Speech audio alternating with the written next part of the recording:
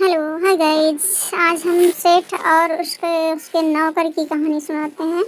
जाड़े के एक दिन थे, कड़ाके की सर्दी पड़ रही थी, शीतलहर चल रही थी। नगर पहाड़ी इलाके पर बनी सेठ दीवान चंद की हवेली में ठंड और हवा पूरी ताकत के साथ प्रवेश कर रही थी। सुबह सुबह सुबह सेठ जी को अचानक ठंड लग गई, कपकपी चढ़ गई और तेज बुखार हो गया। सेठ की पत्नी अपने पुत्र को कहती हैं कि पुत्र, हमें ऐसा क्यों लगता है कि तुम्हारे पिताजी को बहुत ज़्यादा ठंड लग गई है और उन्हें बुखार चढ़ गया है। तुम जाकर पड़ोस के डॉक्टर से रामनाथ से उनके लिए दवा ले आओ। ज्ञानचंद खुद सर्दी से परेशान होकर अपने घर को कंबल से ढके हुए बैठा था। वह घर के दोनों नौकरों पिछले दिनों छुट्टी पर लेकर चले गए। वह नौकरों को कोसने लगा। कुछ ही क्षण में वह कंबल से बाहर निकलकर आया। उसने दरवाजा खोलकर घर के बाहर झांका। वह सर्दी, शीतलहर और कोहरे का प्रकोप देखकर घबरा उठा। उसकी हिम्मत नहीं हुई कि वह बाहर निकल जाए। अचानक एक आदमी द्वार पर आकर भीख मांगने लगा। बोला, मैं बहुत भूखा हूँ सेठ जी, मुझे खाने को कुछ दे दें तो बहुत मेहरबानी होगी। ज्ञानचंद ने देखा कि भिखारी के शरीर पर केवल तालियां हैं और भी पता नहीं कि उसे ठंड नहीं लग रही है। ज्ञानचंद ने सोचा कि मुझे इस अधिकारी से लाचारी का फायदा उठा लेना चाहिए। उसने कहा, देखो भाई, मैं तुमको पेट भर भोजन खिला दूंगा, लेकिन तुम पड़ोस में जाकर वैद्य रामनाथ से मेरे पिता के लिए बुखार की दवा ले आओ। उन्हें जाड़ा लगकर बुखार चढ़ गया है। ऐसे एक कागज पर वैद्य से दवा का नुस्खा भी लिखा कर लाना। भिखारी कहता है, परंतु मैं कई दिनों से भूखा हूँ, इसी कारण से मैं वहाँ तक नहीं जा सकता हूँ।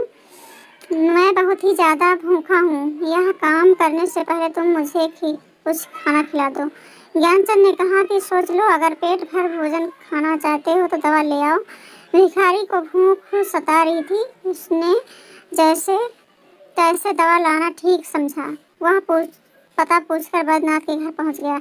वह कुछ देर बाद दवा लेकर लौट आया। सेठ के घर वालों को उससे आदमी की ठंड सहन करने की शक्ति पर आश्चर्य हुआ। सेठ ने सोचा, क्यों हम इसे अपने यहाँ नौकर रख लें, ताकि कड़ाके की सर्दी में भी वह घर से बाहर अपने सभी काम कर दे।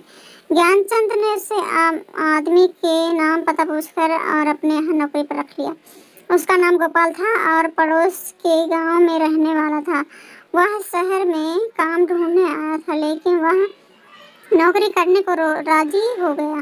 शाम हुई तो ठंड और भी बढ़ गई। उसके पास बड़े से सेठ जी की गाय भैंस बंधी थी।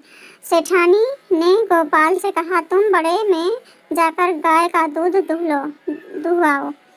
रात हुई तो सेठानी ने गोपाल से कहा कि वह बरामदे में खटिया डालकर सो जाए। गोपाल ने कहा, सेठानी जी, बाहर तो बहुत सर्दी है, अंदर के कमरे में मेरे लिए सोने की जगह ना हो, कृपया करके मुझे कंबल ही दे दीजिए। तभी ज्ञानचंद ने कहा, अरे तुमको कंबल की क्या जरूरत है, तुम्हारे शरीर तो वज्र के समान कठोर हैं।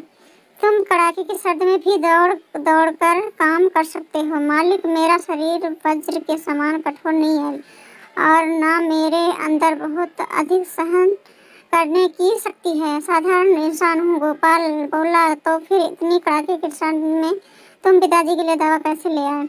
बड़े में जाकर गाय को दूध लाए। ज्ञानचंद बोला। गोपाल कहता है कि जिस वक्त तुम्हारे पिताजी के लिए दवा लाया था, उस वक्त मैं भूख से मर रहा था। तब उस समय मुझे बस अपने पेट की भूख ख्याल था, इसलिए 2 दिन से भूखे कोई काम नहीं कर मिला था, इसलिए मैं भीख मांगने के लिए तैयार हो गया।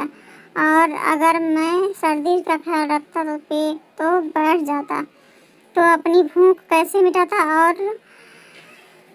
तो सर्दी जब गाय का दूध दूहने गए तो ज्ञानचंद ने दूसरा सवाल किया। उस वक्त मेरे मन में में करुणा का भाव था, लेकिन मालकिन ने मुझे खाना देकर मेरी भूख मिटाई। उस वक्त मैं विचार कर रहा था कि भूख मिटाने वालों का क्या इतना छोटा सा काम भी नहीं कर सकता।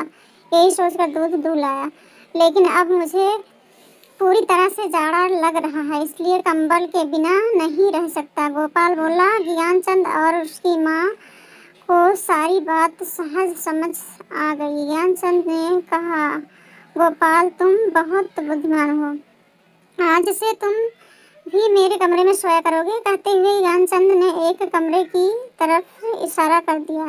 तभी सेठानी ने गोपाल को एक कंबल थमा दिया। गोपाल बहुत खुश था। सो गाइस, ये कहानी समाप्त होती है। अगले वीडियो में मिलते हैं।